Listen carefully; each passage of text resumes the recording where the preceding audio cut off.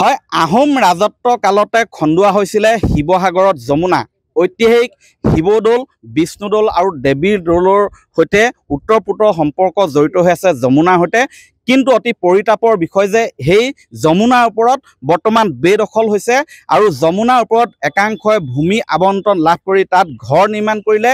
ইয়াৰ উপৰিও বহুতেই যমুনাক ডাষ্টবিনলৈ পৰ্যবেক্ষিত কৰিলে।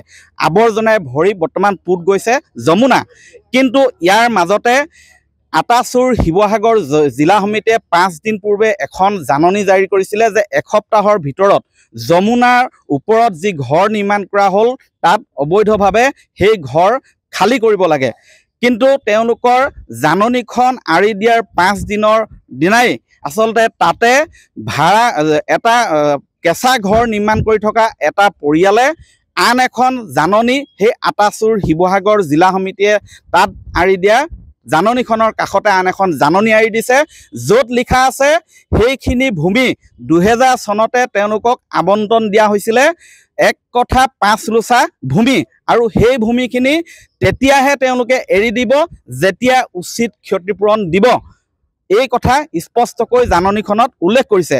গতিকে স্বাভাৱিকতে তাৰ পৰা যে ঘৰ তেওঁলোকে খালী নকৰে তাৰে ইংগিত দিছে। গতিকে এই গোটেই বিষয়টোৰ সন্দৰ্ভত মই বৰ্তমান ইয়াত আটাচুৰ শিৱসাগৰ জিলা সমিতিৰ বহুসংখ্যক বিষয়ববীয়া তথা সদস্য বৰ্তমান এই শিৱদৌলৰ চৌহদত একত্ৰিত হৈ এই কথাটোৰ বিৰোধিতা কৰিছে। মই এই বিষয়ে সবিশেষ জানিব বিচাৰিম। সভাপতি আছে, কি ক'ব?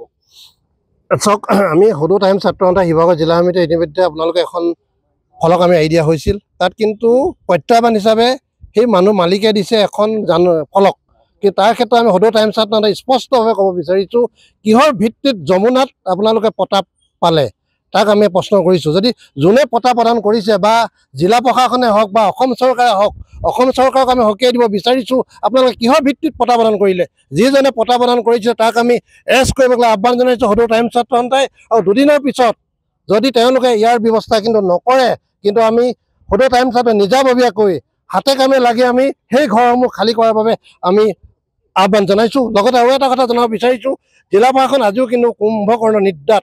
জিলা প্ৰশাসন আছে নে নাই আমি আজিলৈকে নাজানো। নিদ্ৰাত, কাৰণ জিলা প্ৰশাসনে ভূমি আবণ্টন দিয়া বুলি আন এখন ফলক দেখা গৈছে তাত। নিশ্চয়কৈ যমুনা উচ্ছেদ হ'ব লাগিব। ইয়াৰ ওপৰত যিবোৰ অবৈধ দখল আছে ইয়াৰ ওপৰত উচ্ছেদ হ'ব লাগিব। আমি ইতিমধ্যে 7 দিনৰ সময়সীমা বান্ধি তাত এখন জাননী আমি প্ৰেৰণ কৰিছোঁ। কিন্তু এই পৰ্যন্ত শিৱসাগৰ জিলা প্ৰশাসনে কোনো ধৰণৰ পদক্ষেপ গ্ৰহণ কৰা আমাৰ পৰিলক্ষিত নহ'ল। যাৰ কাৰণে আমি মাত্ৰ মাজত 2টা দিন আছে। ইয়াৰ পিছত টাইমছ ছাত্ৰ সন্থাৰ শিৱসাগৰ জিলা সমিতিৰ বিষয়ববীয়াসকলে আমি নিজাববীয়াকৈ কিছুমান কাৰ্যসূচী আমি হাতত তুলি ল'বলৈ আমি বাধ্য হ'ম। আৰু ইয়াৰ কাৰণে যদি কিবা অনাকাংক্ষিত পৰিস্থিতিৰ সৃষ্টি হ'বলগীয়া হয়, তাৰ কাৰণে কিন্তু শিৱসাগৰ জিলা সমিতি টাইমছ ছাত্ৰ সন্থা জগৰীয়া নহয়। এই কাৰণে আমি জনাই দিছোঁ, যমুনা সংৰক্ষণ কৰিব লাগিব, যমুনা সৌন্দৰ্যবৰ্ধন কৰিব লাগিব। যমুনা আমাৰ অসমীয়া জাতিৰ আৱেগ। যমুনাৰ লগত শিৱসাগৰ শিৱদৌল, বিষ্ণুদৌল, দেৱীদৌলৰ আয়ুস ৰেখা যমুনাই নিৰ্ধাৰণ কৰে। গতিকে যমুনাই শিৱসাগৰ পুখুৰী পানী ভাৰসাম্যতা ৰক্ষা কৰি আহিছে। গতিকে যমুনা যদি পুত গৈ যায়, শিৱসাগৰ নগৰত কৃত্ৰিম বানপানীৰ পৰিস্থিতিৰ অনাগত দিনত সৃষ্টি হ'ব। গতিকে যমুনা সংৰক্ষণ কৰিবই লাগিব। যিকোনো পৰ্যায়ৰ বিনিময়ত হ'লেও যমুনা সংৰক্ষণ কৰিব লাগিব। ইয়াত দৰকাৰ হ'লে যি ধৰণে ইয়াত ম্যাদী পটা লাভ কৰিছে বুলি আমি গম পাইছোঁ, কিন্তু যেনেকুৱাই পটা নাথাকক কিয় ইয়াৰ পৰা সকলো উঠিব লাগিব, যমুনা সংৰক্ষণ হ'ব লাগিব।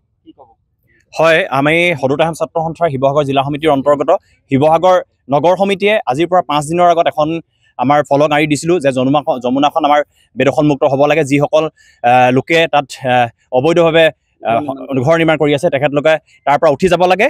আৰু আমি শেহতীয়াকৈ পৰিলক্ষিত হৈছে যে এখন তেওঁলোকেও আমাৰ ভিতৰ বেনাৰ কাষত এখন বেনাৰ আঁৰি দিছে যে তেখেতলোকৰ 2000 চনতে এখন তেওঁলোকৰ নামত ভূমি আবণ্টন হৈছে।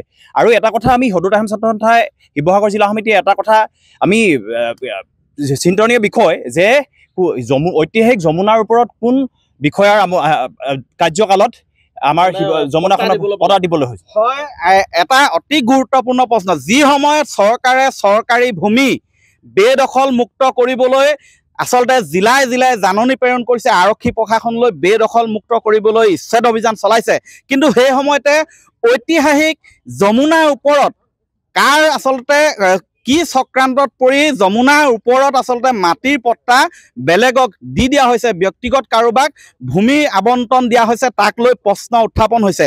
সেই যমুনা আহোম স্বৰ্গদেউসকলৰ ৰাজত্বকালত এই শিৱদৌল নিৰ্মাণৰ সময়তে সেই যমুনা খন্দোৱা হৈছিলে। আৰু এই ঐতিহাসিক স্থানত আচলতে কেনেকৈ প্ৰশাসনে বা চৰকাৰে কি সূত্ৰত তাত ভূমিৰ আবণ্টন দিবলগীয়া হ'ল সেই লৈ প্ৰশ্ন উত্থাপন কৰিছে আৰু সেই প্ৰশ্নৰ উত্তৰ দিয়াটো প্ৰশাসনৰ কৰ্তব্য। অনাগত সময়ত লক্ষণীয় হ'ব প্ৰশাসনে এই সন্দৰ্ভত কি উত্তৰ দিব আৰু আটাছুৱে যি ধৰণে হুংকাৰ দিছে সেয়া বাস্তৱত কিমান দূৰ কাৰ্যকৰী হ'ব আৰু 2টা দিনৰ পিছতেই জানিব পৰা যাব।